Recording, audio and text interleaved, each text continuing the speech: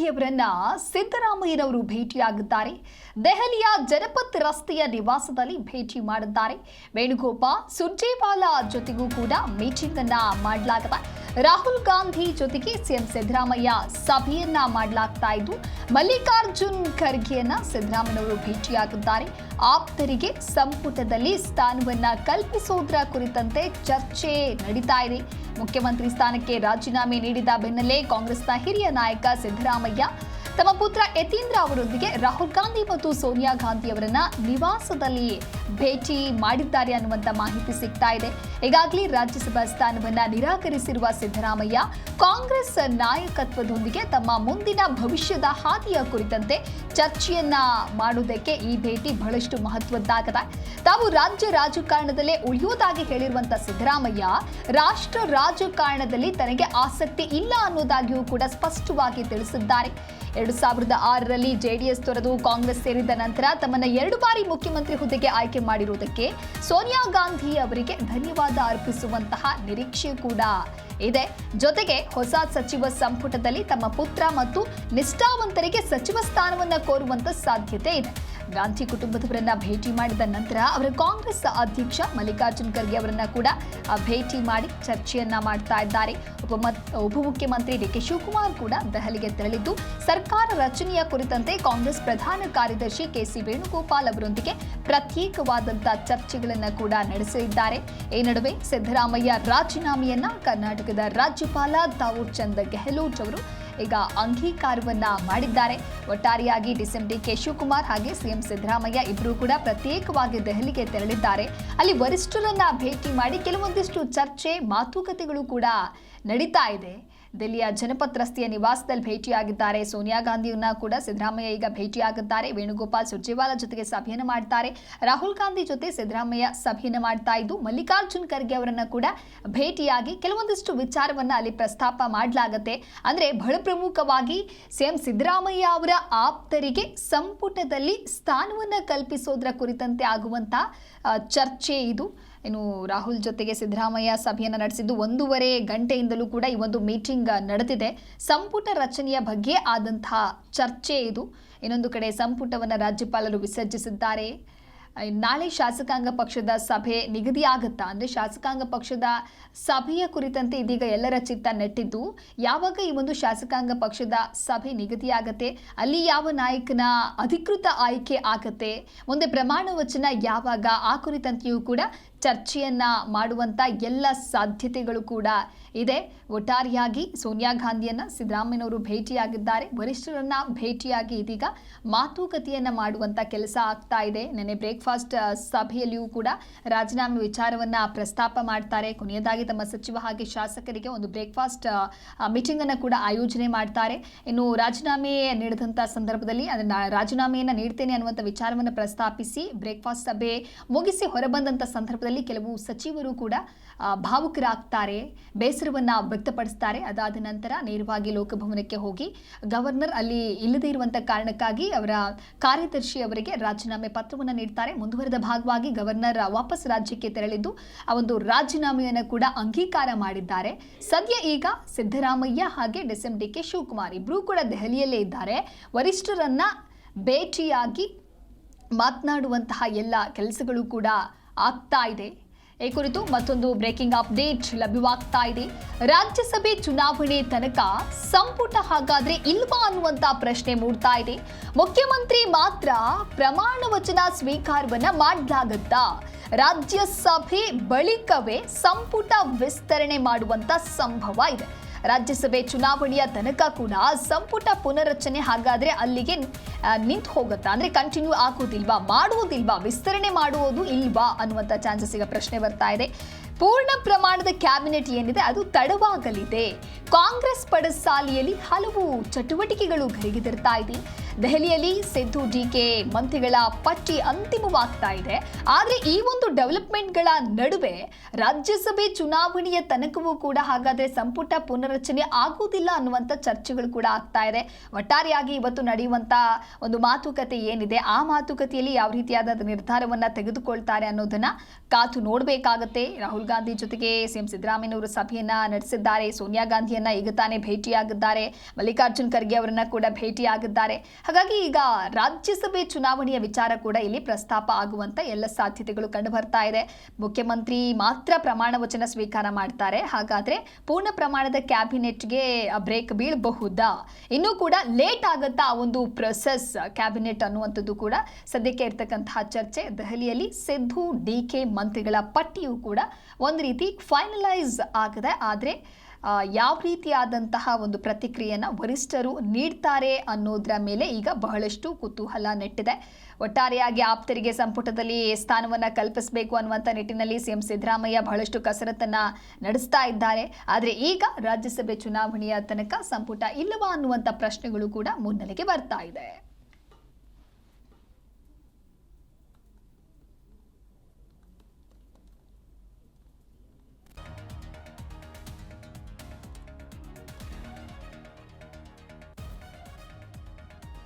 ಈ ಕುರಿತು ಮತ್ತೊಂದು ಬ್ರೇಕಿಂಗ್ ಅಪ್ಡೇಟ್ ಲಭ್ಯವಾಗ್ತಾ ಇದೆ. ಸಚಿವ ಸಂಪುಟ ವಿಸರ್ಜಿಸಿದ್ದಾರೆ ರಾಜ್ಯಪಾಲರು. ಸಚಿವರ ಸರ್ಕಾರಿ ವಾಹನಗಳು ಇದೀಗ ವಾಪಸ್ ಮಾಡಲಾಗಿದೆ. ಸರ್ಕಾರಿ ನಿವಾಸದ ನಾಮಫಲಕಗಳು ಏನಿದ್ವು ಅವೆಲ್ಲವನ್ನ ಕೂಡ ತೆರವುಗೊಳಿಸುವಂತ ಕಾರ್ಯ ಆಗಿದೆ. ಸಚಿವರ ಸರ್ಕಾರಿ ವಾಹನಗಳು ವಾಪಸ್ ಆಗಿದೆ. ಖಾಸಗಿ ಕಾರುಗಳಿಗೆ ಸಚಿವರು ಶಿಫ್ಟ್ ಆಗಿದ್ದಾರೆ. ಸರ್ಕಾರಿ ನಿವಾಸದ ನಾಮಫಲಕಗಳ ತೆರವು ಮಾಡಲಾಗಿದೆ.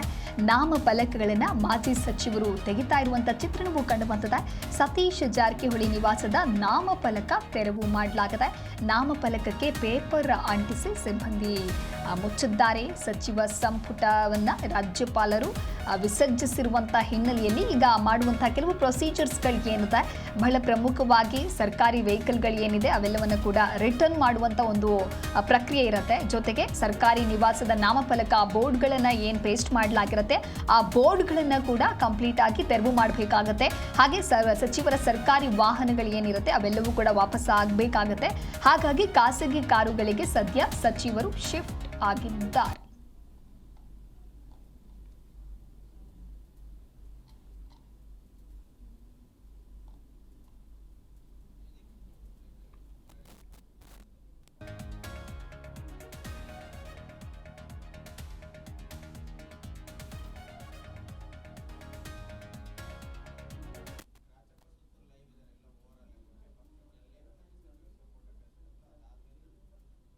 ಈ ಕುರಿತು ಮತ್ತಷ್ಟು ಮಾಹಿತಿಯನ್ನು ನೀಡ್ತಾರೆ ನಮ್ಮ ಪ್ರತಿನಿಧಿ ರಾಜಪ್ಪ ಸುತ್ತೂರು ಲೈವ್ ನಲ್ಲಿ ಜಾಯ್ನ್ ಆಗ್ತಾ ಇದ್ದಾರೆ.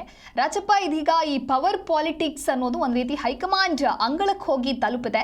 ಸದ್ಯ ಸಿಎಂ ಸಿದ್ದರಾಮಯ್ಯನವರು ಅಲ್ಲಿ ನಾಯಕರನ್ನ ಭೇಟಿ ಮಾಡುವಂತ ಕೆಲಸ ಆಗ್ತಾ ಇದೆ. ಸೊ ಅಲ್ಲಿ ಏನೆಲ್ಲ ಮಾತುಕತೆ ಆಗಬಹುದು, ಜೊತೆಗೆ ಸಂಪುಟದಲ್ಲಿ ಸ್ಥಾನ ಕಲ್ಪಿಸುವಂತ ಚರ್ಚೆ ಈಗ ಎಲ್ಲಿಗೆ ಬಂದು ತಲುಪಿದೆ? ದಿವ್ಯದಾಸ್, ಸಿದ್ದರಾಮಯ್ಯನವರು ಅದೇ ರೀತಿ ಹಂಗಾಮಿ ಸಿಎಂ ಆಗಿರುವಂತ ಸಿದ್ದರಾಮಯ್ಯನವರು ದೆಹಲಿಗೆ ತಲುಪಿದ್ದಾರೆ. ನಿನ್ನೆ ತಡರಾತ್ರಿ 1 ಗಂಟೆಗೆ ದೆಹಲಿಗೆ ತಲುಪಿದ್ದಾರೆ. ಇಂದು ಬೆಳಗ್ಗೆ ಸೋನಿಯಾ ಗಾಂಧಿ ಮತ್ತು ರಾಹುಲ್ ಗಾಂಧಿ ಅವರನ್ನ ಭೇಟಿ ಮಾಡಿದ್ದಾರೆ. ಜೊತೆಗೆ ಮಲ್ಲಿಕಾರ್ಜುನ ಖರ್ಗೆ ಅವರನ್ನು ಸಹ ಭೇಟಿ ಮಾಡಿ ಅವ್ರಿಗೆ ಒಂದು ಧನ್ಯವಾದ ಸಲ್ಲಿಸುವಂತ ಒಂದು ಕೆಲಸವನ್ನು ಮಾಡಿದ್ದಾರೆ. ಆದ್ರೆ ಇನ್ನು ಸಚಿವ ಸಂಪುಟ ಸಭೆ ಯಾರನ್ನ ಏನು ಸಚಿವ ಸಂಪುಟ ಸಭೆ ರಚನೆಗೆ ಸಂಬಂಧಪಟ್ಟಂತೆ ಇನ್ನೂ ಸಹ ಚರ್ಚೆ ಆರಂಭವಾಗಿಲ್ಲ. ಈಗಾಗಲೇ ಸೋನಿಯಾ ಗಾಂಧಿ ಅವರ ನಿವಾಸಕ್ಕೆ ಭೇಟಿ ಮಾಡಿ ಸಿದ್ದರಾಮಯ್ಯನವರು ಧನ್ಯವಾದವನ್ನು ಸಲ್ಲಿಸಿದ್ದಾರೆ. ಆದ್ರೆ ಏನು ಚರ್ಚೆ ಆಗಿದೆ ಅಂತ ಬಗ್ಗೆ ಇನ್ನೂ ಸಹ ಮಾಹಿತಿ ಲಭ್ಯವಾಗಬೇಕಾಗಿದೆ. ಅದೇ ರೀತಿ ಮಲ್ಲಿಕಾರ್ಜುನ್ ಖರ್ಗೆ ಅವರ ನಿವಾಸ ಭೇಟಿ ನೀಡಿ ಅಲ್ಲಿ ಸಹ ಅವರಿಗೆ ಧನ್ಯವಾದವನ್ನು ಸಲ್ಲಿಸಿದ್ರು. ಆ ಸಂದರ್ಭದಲ್ಲಿ ಸಾಕಷ್ಟು ಚರ್ಚೆ ಆಗಿದೆ.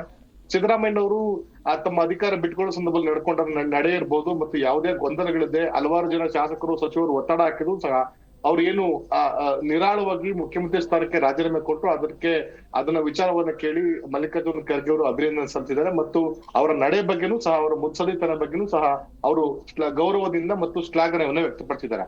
ಇನ್ನು ಎರಡನೇದಾಗಿ ಮುಂದಿನ ದಿನಗಳಲ್ಲಿ ಯಾವೆಲ್ಲ ಸ್ಥಾನಗಳು ಕೊಡಬೇಕು ಅಥವಾ ಯಾವ ಡಿಮ್ಯಾಂಡ್ ಇದೆ ಅಂತ ಬಗ್ಗೆ ರಾಹುಲ್ ಗಾಂಧಿ ಇರ್ಬೋದು, ಅದೇ ರೀತಿ ಇತರ ನಾಯಕರ ಜೊತೆ ಕೂತ್ಕೊಂಡು ಚರ್ಚಿಸಿ ಒಂದು ಅಂತಿಮ ತೀರ್ಮಾನಕ್ಕೆ ಬರೋಣ. ಅದಾದಷ್ಟು ಶೀಘ್ರವಾಗಿ ಸಭೆಯನ್ನು ಮಧ್ಯಾಹ್ನ ಮೋಸ್ಟ್ಲಿ ಸಭೆ ಆರಂಭ ಆಗಬಹುದು ಅಥವಾ ರಾಹುಲ್ ಗಾಂಧಿ ಅವ್ರ ನಿವಾಸದಲ್ಲಿ ಆಗುವಂತ ಸಭೆಯಲ್ಲಿ ಬಹುತೇಕ ಇತ್ಯರ್ಥ ಆಗುವಂತ ಸಾಧ್ಯತೆ ಇದೆ.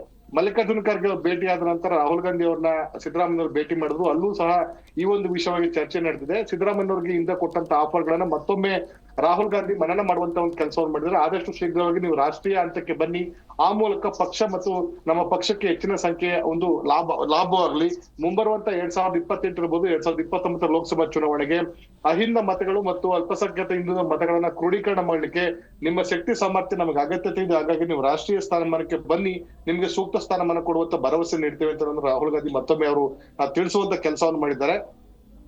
ಡಿ ಕೆ ಶಿವಕುಮಾರ್ ಸಹ ದೆಹಲಿ ಹೇಳಿದ್ರೆ ರಾಹುಲ್ ಗಾಂಧಿ ಮತ್ತು ಸುರ್ಜೇವಾಲಾ ಮಲ್ಲಿಕಾರ್ಜುನ್ ಖರ್ಗೆ ಜೊತೆ ಚರ್ಚಿಸಿದ ನಂತರ ಸಿದ್ದರಾಮಯ್ಯ ಜೊತೆನೂ ಸಹ ಅವರು ಅಂತಿಮವಾಗಿ ಚರ್ಚೆ ನಡೆಸಿ ಸಚಿವ ಸಂಪುಟ ಪುನರ್ ರಚನೆಯನ್ನ ಯಾವಾಗ ಮಾಡಬೇಕು ಮತ್ತು ಎಷ್ಟು ಡಿಸಿಎಂಗಳ ಸ್ಥಾನವನ್ನು ಸೃಷ್ಟಿ ಮಾಡಬೇಕು, ಎಷ್ಟು ಸಚಿವರು ಮೊದಲ ಹಂತದಲ್ಲಿ ಪ್ರಮಾಣ ಸ್ವೀಕಾರ ಮಾಡಬೇಕು, ಇವೆಲ್ಲದನ್ನೂ ಸಹ ಡಿ ಕೆ ಶಿವಕುಮಾರ್ ಅವರು ಇಂದು ನಿರ್ಧಾರ ಮಾಡುವಂತ ಸಾಧ್ಯತೆ ಇದೆ. ಹೀಗಾಗಿ ರಾಹುಲ್ ಗಾಂಧಿ ಜೊತೆ ಮತ್ತು ಕೆ ಸಿ ವೇಣುಗೋಪಾಲ್ ಜೊತೆ ಚರ್ಚಿಸಿ ಒಂದು ತೀರ್ಮಾನ ಕೈಗೊಳ್ಳುವಂತ ಸಾಧ್ಯತೆ ಇದೆ. ಇನ್ನು ಬೆಂಗಳೂರಿನಲ್ಲಿ ನಾಳೆ ಸಂಜೆ ಶಾಸಕಾಂಗ ಪಕ್ಷ ಸಭೆಯನ್ನು ಸಂಜೆ 4 ಗಂಟೆಗೆ ಕರೆಯಲಾಗಿದೆ. ಹಾಗಾಗಿ ಅಲ್ಲಿ ಶಾಸಕಾಂಗ ಸಭೆಯಲ್ಲಿ ಶಾಸಕಾಂಗದ ನಾಯಕರು ಯಾರು ಅಂತ ಅನ್ನೋದನ್ನ ಶಾಸಕರು ಆಯ್ಕೆಯನ್ನ ಮಾಡ್ತಾರೆ. ಆ ಒಂದು ಆಯ್ಕೆಯಾದಂತ ಶಾಸಕರನ್ನ ನಾಯಕರನ್ನ ಶಾಸಕರು ಸಹಿ ಸಂಗ್ರಹ ಮಾಡುವ ಮೂಲಕ ಇಂಥವ್ರನ್ನ ನಾವು ಶಾಸಕರಾಗಿ ಈ ಒಂದು ಶಾಸಕಾಂಗದ ನಾಯಕರಾಗಿ ಆಯ್ಕೆ ಮಾಡಲಾಗಿದೆ ಅಂತ ಹೇಳೋದನ್ನ ಅವ್ರನ್ನ ಎಂಡೋರ್ಸ್ ಮಾಡಿ ಪತ್ರವನ್ನ ಕೊಡ್ತಾರೆ. ಆ ಪತ್ರವನ್ನು ತೆಗೆದುಕೊಂಡೋಗಿ ರಾಜ್ಯಪಾಲರ ಮುಂದೆ ಮಂಡಿಸಿ ಸರ್ಕಾರ ರಚನೆ ಮಾಡ್ಲಿಕ್ಕೆ ಡಿ ಕೆ ಶಿವಕುಮಾರ್ ಅವರು ಹಕ್ಕು ಮಂಡಿಸುವಂತ ಸಾಧ್ಯತೆ ಇದೆ. ಹೀಗಾಗಿ ಬಹುತೇಕ ನಾಳೆ ನಡೆಯುವಂತ ಶಾಸಕಾಂಗ ಸಭೆ ಆದ ನಂತರನೇ ನೇರವಾಗಿ ಡಿ ಕೆ ಶಿವಕುಮಾರ್ ಅವರು ಅಥವಾ ಎಲ್ಲಾ ಶಾಸಕರುಗಳು ರಾಜಭವನಕ್ಕೆ ಅಥವಾ ಲೋಕಭವನಕ್ಕೆ ತೆರಳಿ ರಾಜ್ಯಪಾಲರಿಗೆ ಸರ್ಕಾರ ರಚನೆಗೆ ಹಕ್ಕು ಮಂಡನೆ ಮಾಡುವಂತ ಸಾಧ್ಯತೆ, ಜೊತೆಗೆ ಈ ಒಂದು ಪ್ರಮಾಣ ವಚನ ನೀಡುವಂತ ಸಮಾರಂಭದ ಸಮಯವನ್ನು ಸಹ ನಿಗದಿ ಮಾಡಿಕೊಳ್ಳುವಂತ ಸಾಧ್ಯತೆ ಇದೆ. ಹೀಗಾಗಿ ಡಿ ಕೆ ಶಿವಕುಮಾರ್ ಅವರು ಒಂದ್ ಕಡೆ ಅಥವಾ ಏನು ಮುಂದಿನ ಭಾವಿ ಮುಖ್ಯಮಂತ್ರಿ ಅಥವಾ ಮುಂದಿನ ಮುಖ್ಯಮಂತ್ರಿ ಹೇಳಾಗ್ತದೆ, ಅವರು ಸಹ ಒಂದ್ ಕಡೆ ತಯಾರಿಯನ್ನು ಆರಂಭಿಸಿದ್ದಾರೆ. ಆದ್ರೆ ಅಂತಿಮವಾಗಿ ಇನ್ನು ಅವ್ರಿಗೆ ಏನು ದೆಹಲಿಯಲ್ಲಿ ಒಂದಷ್ಟು ಚರ್ಚೆಗಳು ನಡಿಬೇಕಾಗಿದೆ. ಯಾರು ಸಚಿವ ಸಂಪುಟಕ್ಕೆ ಯಾರು ಇರಬೇಕು, ಯಾರು ಇರೋದು ಬೇಡ, ಈಗಾಗಲೇ ಇರೋ ಚರ್ಚೆ ನಡೆಸ್ತಾರಂತದ್ದು ಸುಮಾರು 50% ಸಿದ್ದರಾಮಯ್ಯ ಸರ್ಕಾರ ಇದ್ದಂತಹ 50% ಸಚಿವರುಗಳನ್ನ ಕೈ ಬಿಟ್ಟು ಹೊಸದಾಗಿ 50 ಅಂದ್ರೆ 50% ಸುಮಾರು 15-20 ಜನರನ್ನ ಸಂಪುಟಕ್ಕೆ ಸೇರಿಸ್ಕೋಬೇಕು ಅಂತ ಡಿ ಕೆ ಶಿವಕುಮಾರ್ ಇರಾದೆ ಆಗಿದೆ. ಹಾಗಾಗಿ ಹಿರಿಯ ಸಚಿವರುಗಳಾದಂತ ಪರಮೇಶ್ವರ್ ಇರ್ಬೋದು ಅಥವಾ ಎಚ್ ಕೆ ಪಾಟೀಲ್ ಇರ್ಬೋದು, ಈಶ್ವರ್ ಖಂಡ್ರೆ ಇರ್ಬೋದು ಅಥವಾ ಸತೀಶ್ ಜಾರಕಿಹೊಳಿ ಸೇರಿದಂತೆ ಹಲವಾರು ಜನ ಸಚಿವ ಸಂಪುಟನ ಕೈ ಬಿಡಬೇಕು ಅಂತ ಅನ್ನೋದು ಮತ್ತು ಮೊದಲ ಬಾರಿ ಗೆದ್ದಂತವ್ರಿಗೆ ಕನಿಷ್ಠ 2-3 ಜನಕ್ಕೆ ಅವಕಾಶವನ್ನು ಕೊಡ್ಬೇಕು ಅಂತ ಡಿಮ್ಯಾಂಡ್ ಇಟ್ಟಿದ್ದಾರೆ. ಹಾಗಾಗಿ ಪ್ರದೇಶ್ ಈಶ್ವರ್ ಸೇರಿದಂತೆ ಕದ್ಲೂರು ಉದಯ ಇರ್ಬೋದು, ರವಿ ಗಣಿಗ ಸೇರಿದಂತೆ ಸುಮಾರು ಬಳ್ಳಾರಿಯಲ್ಲಿ ನಾಗೇಂದ್ರ ಸೇರಿದಂತೆ ಹಲವಾರು ಜನರು ಸಹ ಡಿಮ್ಯಾಂಡ್ ಅನ್ನ ಇಟ್ಕೊಂಡಿದ್ದಾರೆ. ಹೀಗಾಗಿ ಆ ಒಂದು ಸ್ಥಾನದಲ್ಲಿ ಹೊಸಬರಿಗೆ ಯಾರಿಗೆ ಅವಕಾಶ ಕೊಡ್ತಾರೆ ಅಂತ ಒಂದು ಕಾದು ನೋಡ್ಬೇಕಾಗಿದೆ. ಇನ್ನು 3 ಮತ್ತು 4 ಬಾರಿ ಗೆದ್ದಂತವ್ರ ಪಟ್ಟಿನೂ ಸುಮಾರು 30-40 ಜನ ಶಾಸಕರಿದ್ದಾರೆ. ಅದರಲ್ಲಿ ಅಶೋಕ್ ಪಟ್ಟಣ್ ಇರ್ಬೋದು, ಷಡಕ್ಷರ್ ಇರ್ಬೋದು, ಆನೇಕಲ್ ಶಿವಣ್ಣ ಇರ್ಬೋದು ಅಥವಾ ಬೇರೆ ಬೇರೆ ಶಾಸಕರು ಸಹ ಸುಮಾರು 30-35 ಜನ ಶಾಸಕರು ಡಿಮ್ಯಾಂಡ್ ಅನ್ನ ಇಟ್ಕೊಂಡಿದ್ದಾರೆ. ಹಾಗಾಗಿ ಉತ್ತರ ಕರ್ನಾಟಕ ಭಾಗದಲ್ಲಿ ವಿಶೇಷವಾಗಿ ಹೆಚ್ಚಿನ ಸ್ಥಾನಮಾನ ಕೊಡ್ಬೇಕು ಅಂತ ಡಿಮ್ಯಾಂಡ್ ಸಹ ಇಟ್ಟಿರುವ ಕಾರಣಕ್ಕೋಸ್ಕರ ಆ ಎಲ್ಲಾ ಶಾಸಕರು ಒಂದು ಒತ್ತಡ ಇರುವಂತ ಒಂದು ಕೆಲಸ ಮಾಡ್ತಿದ್ದಾರೆ. ಹೀಗಾಗಿ ಡಿ ಕೆ ಶಿವಕುಮಾರ್ ಅವರಿಗೆ ಈ ಒಂದು ಸಚಿವ ಸಂಪುಟವನ್ನು ರಚನೆ ಮಾಡೋದೊಂದು ದೊಡ್ಡ ಸವಾಲಾಗಿ ಪರಿಣಮಿಸುವಂತ ಸಾಧ್ಯತೆ ಕಂಡು ಬರ್ತಾ ಇದೆ.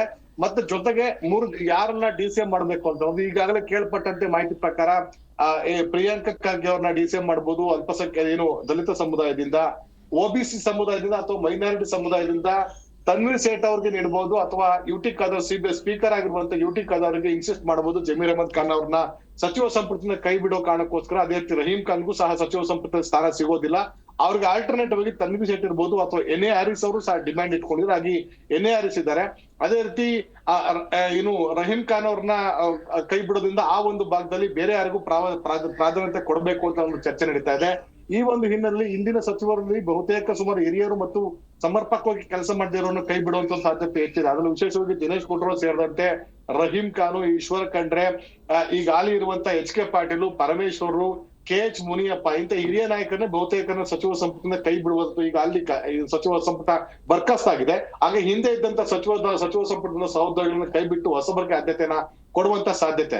ಇನ್ನು ಮಹಿಳಾ ಕೂಟದಲ್ಲಿ ಕೆ ಎಚ್ ಮುನಿಯಪ್ಪ ಅವರ ಪುತ್ರಿ ಇದ್ದಾರೆ. ಕೆ ಎಚ್ ಮುನಿಯಪ್ಪ ಅವರಿಗೆ ಸಚಿವ ಸ್ಥಾನ ಕೊಡುವುದು ಡೌಟ್. ಅವರ ಪುತ್ರಿಗೆ ಸಚಿವ ಸಂಪುಟ ಕೊಡುವ ಸಾಧ್ಯತೆ ಹೆಚ್ಚಿದೆ. ಅದೇ ರೀತಿ ವಿಧಾನ ಪರಿಷತ್ನಲ್ಲಿ 2-3 ಸ್ಥಾನಗಳನ್ನು ಕೊಡಿ ಅಂತ ಹೇಳಿದ್ರೆ ಸಲೀಂ ಅಹಮದ್ ಇರ್ಬೋದು ಅಥವಾ ಬಿ ಕೆ ಹರಿಪ್ರಸಾದ್ ಇರ್ಬೋದು ಅಥವಾ ಬೇರೆ ಬೇರೆ ಇನ್ನೂ ಸಹ ಈಗ ಹಾಲಿ ಇರುವಂತಹ ಬೋಸರಾಜ್ ಸೇರಿದಂತೆ ಹಲವಾರು ಜನ ಡಿಮ್ಯಾಂಡ್ ಅನ್ನ ಇಟ್ಕೊಂಡಿದ್ದಾರೆ ನಮ್ಗೆ ಸಚಿವ ಸ್ಥಾನ ಕೊಡಿ ಅಂತ. ಹಾಗಾಗಿ ವಿಧಾನ ಪರಿಷತ್ಗೆ ಯಾರು ಕೊಡ್ತಾರೆ, ಪುಟ್ಟಣ್ಣ ವಿಶೇಷವಾಗಿ ಪುಟ್ಟಣ್ಣ ಸಹ ಡಿಮ್ಯಾಂಡ್ ಅನ್ನ ಇಟ್ಕೊಂಡಿದ್ದಾರೆ. ಹಾಗಾಗಿ ವಿಧಾನ ಪರಿಷತ್ ಅಲ್ಲಿ ಎಷ್ಟು ಜನರಿಗೆ ಸಚಿವ ಸ್ಥಾನ ಕೊಡ್ತಾರೆ ಅಂತ ಅನ್ನೋದು ಸಹ ಡೌಟ್ ಇದೆ.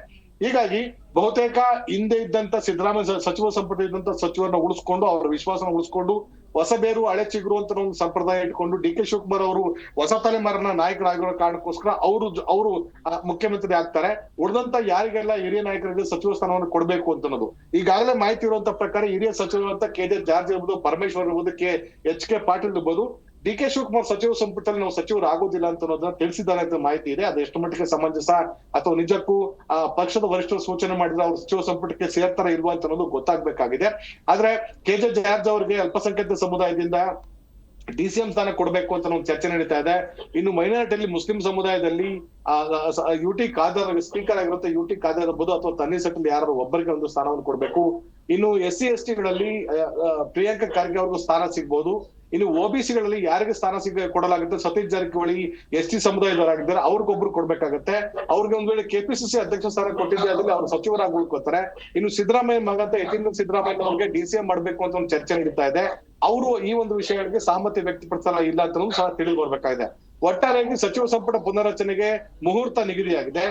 ಶಾಸಕಾಂಗ ಸಭೆಗೆ ಮುಹೂರ್ತ ನಾಳೆ ನಿಗದಿಯಾಗಿದೆ.